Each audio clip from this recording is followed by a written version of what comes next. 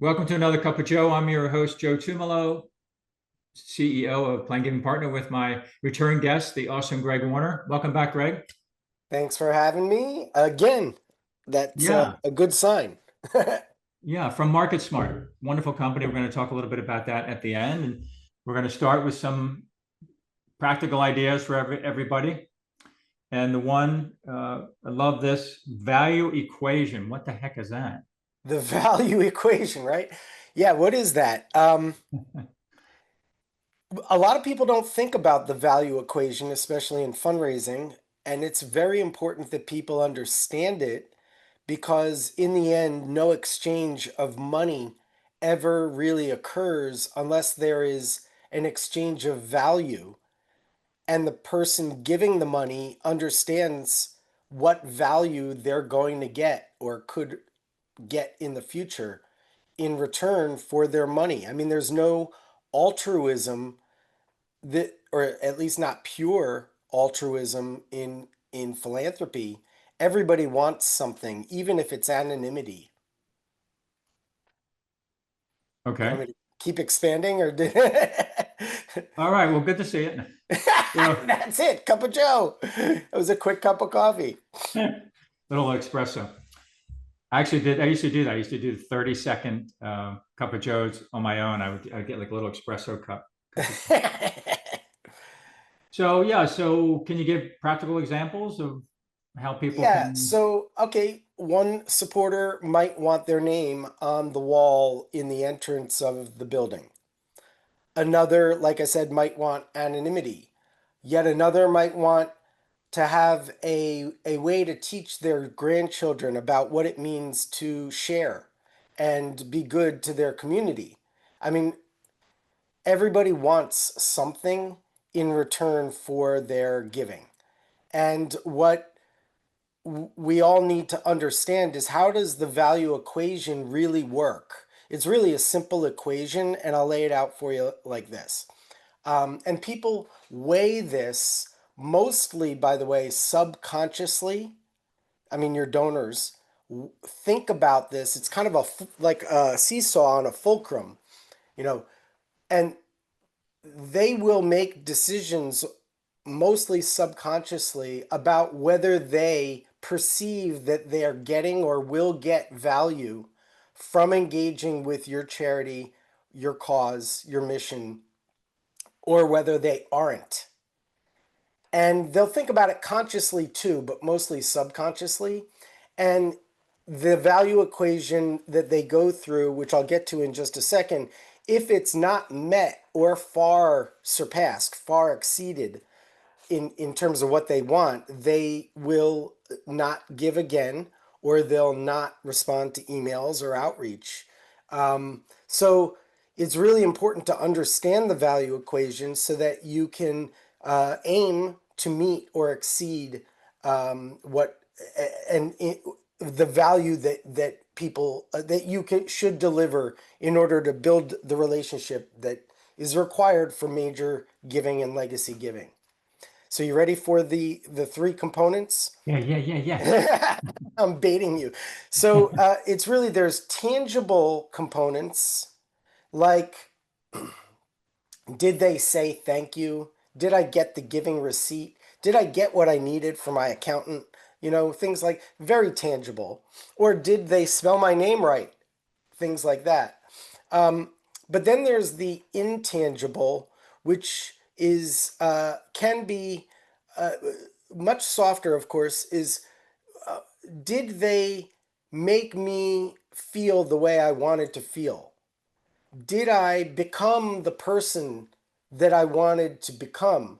Did I find meaning or purpose or community in line with people who share my values and have similar um, entwinement of their life story with the cause? So these are the less tangible components that people psychologically think about. So you mix those two with the tangible, the tangible and the intangible, and then they weigh them against their expectations, which frankly is the easiest area for fundraisers to shore up, but often completely overlooked. So that, in other words, is okay. So what do you expect from us as you sign this gift commitment form? What do you expect us to? What do you want us to do? How do you want us to steward the relationship? How often do you want impact reports? How much is too much whereby we become annoying? How soon do you think we could ask you to introduce us to others? All these are expectations.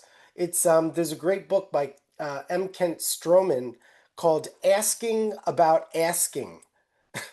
And I love that idea because it if you're asking about how you're asking, then you're learning about the expectations and the tangible and intangible elements so that you can understand the value equation that the donor is trying to put together, and then you can meet or over deliver in terms of value so that they feel that the whole experience was worthwhile and worthy of doing again or sharing with other well-meaning friends who have capacity.